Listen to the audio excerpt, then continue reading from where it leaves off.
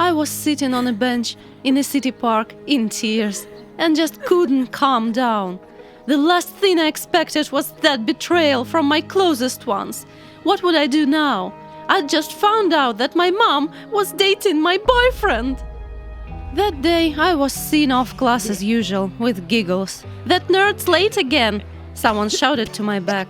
My classmates were not interested in anything but parties and expensive smartphones.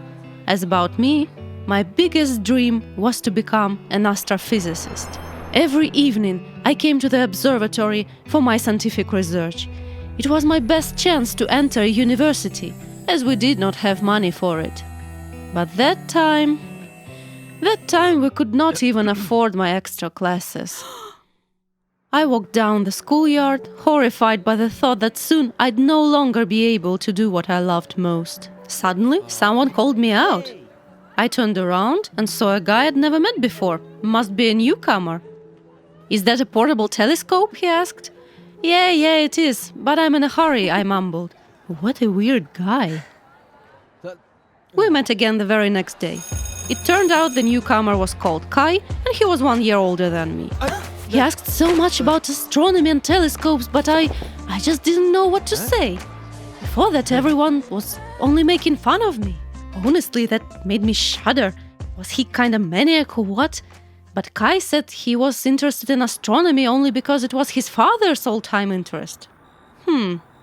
We started seeing each other more often, and Kai even walked me to the observatory. One such evening, I felt especially sad.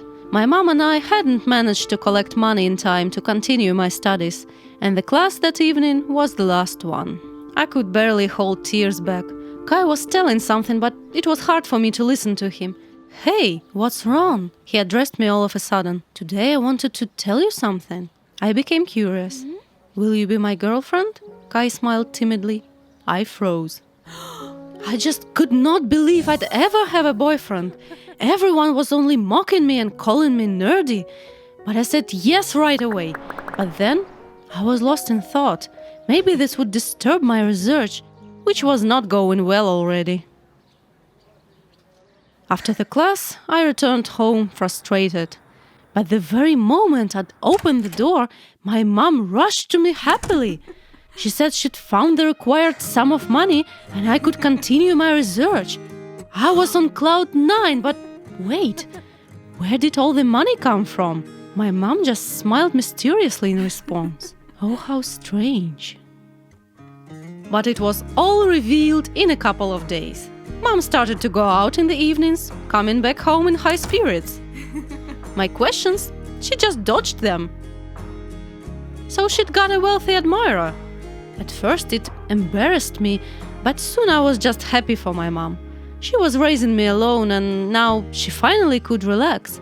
More than that, whoever that mysterious man was, I felt so grateful he allowed me to continue my research. During the very next observatory class, I finally succeeded in calculating the distance to a newly discovered star.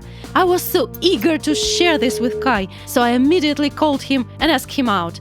But he responded he could not join me in the cafe as he still had an important meeting planned for that day. I got upset but didn't show it. Never mind, my news could wait until the next day. But the joy wouldn't let me sit still. I'd been working so hard for that success, so I decided to go for a walk alone, to get some air and clear my thoughts. I was strolling down the main street, looking at the shop's showcases, when suddenly... No, that could not be true. I couldn't believe my eyes. I saw that in a cafe, Kai was sitting with my mom, chatting nicely. I was overwhelmed by fury, so that was why my mom seemed so happy recently. She just tried to steal my boyfriend. I ran into that cafe hysterically and attacked Kai. How could you? Yeah, I see a highly important meeting you are having here. My mom and Kai were just exchanging confused glances. Hey, why are you silent? Haven't I just caught you in the thick of it? Crying, I turned around and rushed away as fast as I could, away from those traitors. I'd run to the city park and fell on a bench. It all seemed to be a nightmare. I just wanted to hide myself in the darkest corner and never get out. But wait, if my mom was indeed dating Kai, then where did all the money come from? I could not figure anything out. Suddenly, I saw someone running toward me. It was Kai and my mom. Out of breath, Kai started mumbling that I misunderstood them, that in reality he was a son of a millionaire who was studying the colonization of Mars. Kai wanted to help me with my research so much, but he was also afraid to offer me money right away. He knew I was far too proud to accept this. More than that, Kai didn't want the money to affect our relationship. So he decided to contact my mom and send the money for my research to her. That made my jaw drop, but it was only getting more and more interesting. My mom started explaining. It turned out that a couple of weeks ago, Kai invited her to his home to discuss all the details. And there my mom met the millionaire dad. Soon they fell for each other. So I was right. My mom was dating a rich guy, but it was not Kai. It was his dad. And today, she and Kai had met in the cafe to discuss the best way of revealing all this to me, as recently Kai's dad had decided he'd sponsor all of my research. I could not believe my own ears. I watched my mom and Kai perplexedly. Just how could I be so silly? Kai never thought of cheating on me. He came closer, wrapped his arm around my shoulders gently, and whispered, "Now you certainly will succeed." That day, I'd found out that my mom was seeing my boyfriend to make me the happiest girl in the world. I was standing at the altar next to my dad. His fiancée was about to come out. I wondered who she was. Some old gray mare, I suppose. For the entire 6 months of their relationship, I lived in a college dorm and I never got to meet her. I hope I would get along with her. And then the music began to play. The bride entered the hall. I saw happiness in my dad's eyes. After the divorce from my mom, I really saw him like this. But when she took the veil off her face, it hit me like an electric shock. Sally? Oh no, this maniac was in love with me in high school. Stalked me and threatened all the girls who were interested in me. She even dosed one of them with brilliant green. After graduation, I was so happy that we wouldn't see each other again. And now she was my stepmother? The preacher's voice brought me back to reality. You are declared husband and wife. My throat was dry, I froze in shock. The ceremony was over, and my dad asked me anxiously if I was alright. But I couldn't tell him the truth now. He was so happy. So I said, confused, that I was just tired. Then he smiled and led me to meet Sally, who gave me a fake smile. I could hardly restrain myself from telling her everything. They were immediately distracted by other guests, and I wandered into the stable. The only thing that could calm me down was my favorite horse, Leslie. It was given to me for my 18th birthday, when we were still a happy family. My mom lost her feelings for my dad and decided to leave the ranch and started traveling. Dad accepted her decision, even though he loved her really, and my parents broke up. I didn't understand Mom's desire to travel. Why did she like our ranch? Here was a perfect, peaceful life without any changes. I was distracted from my thoughts by a noise behind me. I turned and saw Sally standing in the middle of the stable. But before I could say anything, she threw her arms around my neck and started hugging me. "We are finally together. That's why I married your father," she chirped. I immediately pushed her away. "I won't let you do this to my dad, so I'll tell him the whole truth." But Sally only smiled creepily. "Your father is so in love that he won't believe any word you'll say." She said it in such a predatory and vicious way that it made my hair stand on end. Who knew what this maniac is capable of? Just then, my dad came into the stable. Sally immediately smiled sweetly and whispered something in his ear. Then she gave me a furtive wink and drew him toward their guests. What a stinker. I felt a rush of heat. I definitely didn't need such changes. My thoughts were spinning. I couldn't concentrate, so I decided to wait a little while and see how Sally would behave next. So began our new happy family life.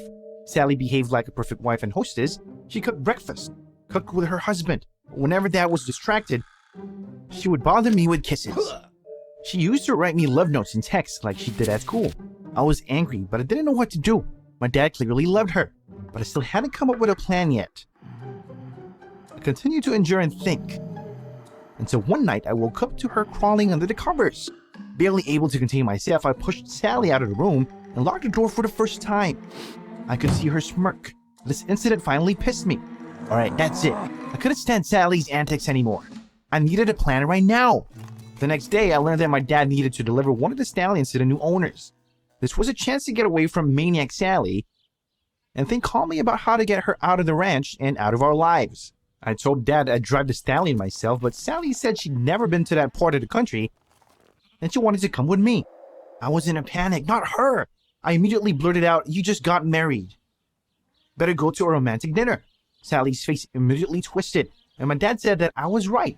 He worked too hard and hardly saw his wife. Yes, but then Dad sighed heavily and went on that it seemed that the ranch was taking up too much time that he could pass with his wife. Perhaps we should consider selling it. My heart sank at what I heard. No, the ranch was my home. Sally had already made my life a living hell, and now she was going to take my home away from me? Barely able to contain my irritation, I went to deliver the stallion. At least I would stay away from this maniac. When I arrived, I was met by a customer. She shyly held out her hand for introduction. I even froze, staring at the blush on her cheeks and the deep blue eyes. How beautiful she was. Her name was Dina. She was a professional jockey and equestrian. Wow. So small but strong, and she got along with horses. I immediately started asking her about equestrian sports, and we started talking. I told her about my horse Leslie and the family ranch. And Dina talked with glowing eyes about her achievements in equestrian sports. I was so easy with her. When I looked into her eyes, my heart sank. I had never experienced this before. I had to stay for a couple of days so that the stallion would get used to the new environment and the owner. That's why Dina and I were always around. Occasionally, my phone vibrated in my pocket because of Sally's texts. Heck, she was ruining everything. My mood was bouncing back and forth. But I tried not to show it to Dina. We talked, ate ice cream, talked endlessly, and finally, I felt that I was in love. Dina seems to feel the same way. Thanks to Dina, these few days were magical, but it was time to go home, and I still hadn't figured out how to get rid of Sally. On the last night before we left, we sat together under a tree and talked about horses. But then that maniac Sally started calling me. I cut her off and went back to thinking and noticeably grew sad. And then Dina couldn't stand it. She said that she understood and felt that something was weighing on me. I didn't want to involve her in the story, but she said that if we had feelings and we were together, then we should solve problems together. It was so sweet. And her support gave me confidence.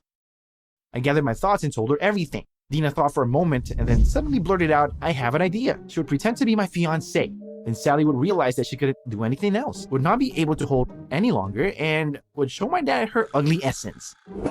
That's brilliant, D. We returned to the ranch together. I decided to check on my horse Leslie first because I missed it so much. Dee and I went into the stable and went into the stall. My heart skipped a beat. The horse was breathing very hard. I shivered. Something was wrong with him. Maybe he was sick. I wasted no time in examining Leslie. His stomach was swollen. Then Dean exclaimed that there was clearly not water in the drinker. I sniffed. It smelled like something chemical. Did Sally poison my horse? She was completely out of her mind. Luckily, it looked like Leslie didn't drink too much. I wanted to go deal with Sally, but Dee reminded me that we had to stick to the plan. She was right. We gave Leslie a drink of clean water and left the stable. Taking Dina's hand, I walked resolutely into the house. My dad and Sally stared at us in amazement. I breathed it out, "Meet my fiancée, Dina." Sally turned pale, but Dad was happy. He immediately started talking to Dee. And Sally was beside herself with anger. She slowly came up to me, clenched her fists. I hoped that she would start screaming and show herself, but she only whispered to me quietly and imperceptibly that the fiancé should disappear. Or what happened to Leslie would happen to her. My stomach turned cold. Then my dad came up to us and cheerfully suggested that we had breakfast together. Sally was immediately quiet. For the rest of the day, she behaved like a good girl. And she was very polite to Dee. Dina whispered to me that this wasn't how she'd imagined the maniac, but I shook my head. Sally was a good actress and a master manipulator. The next day, Dad suggested that the family go for a horse ride. We all agreed happily, and Sally smiled mischievously and winked at me. I was worried. What if she tried to hurt Leslie again? I immediately ran to him, but the horse was fine. Whew. On the walk, Dina playfully suggested that we have a race.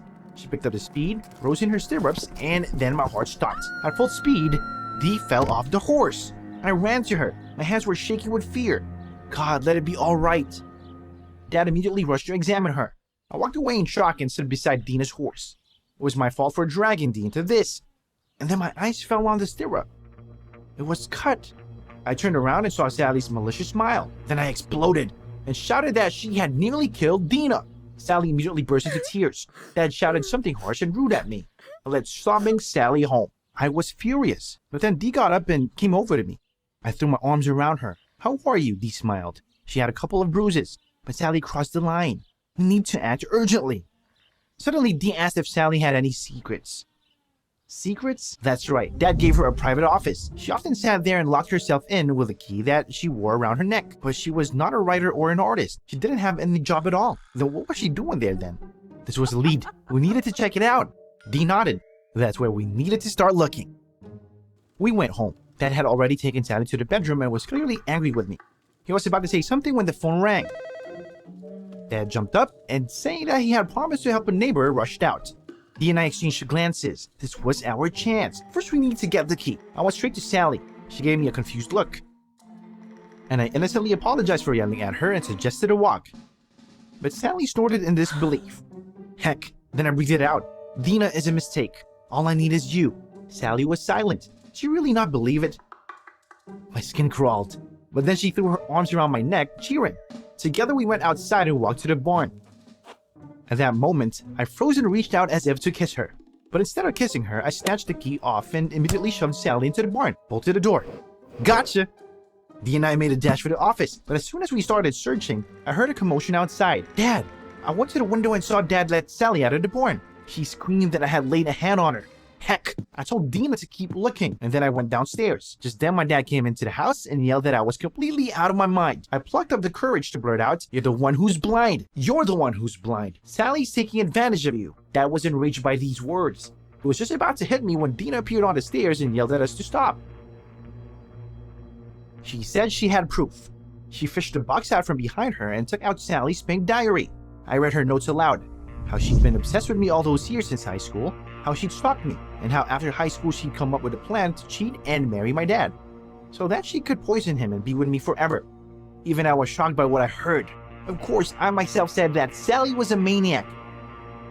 But like this? And then Sally, roaring, tried to take the diary from Dee, but in a fit of hysteria, she pushed her down the stairs. Oh no! Dad rushed up the stairs and at the last moment caught Dina. Oh my god, he said grimly that he was calling the police. When the cops arrested Sally, Dad apologized to me for not trusting me, but after such betrayal, he did not know how to live on. Suddenly the doorbell rang. Dad opened the door and froze. It was Mom. She admitted with pain in her voice that she thought a lot about what happened and missed my dad very much, but was afraid to return. And after my call, she came right away. I smiled. It was not for nothing that I dialed Mom yesterday. Dad put his arms around her and they cried together. I took Dee's hand and we hugged my parents too. I was happy. We were a family and we were together again. My parents stayed at the ranch and Dee and I started planning a trip around the world. It turned out that changes are not so terrible when a loving person is around. Did you like the video? Subscribe and like it. Support the channel, folks. Thank you so much.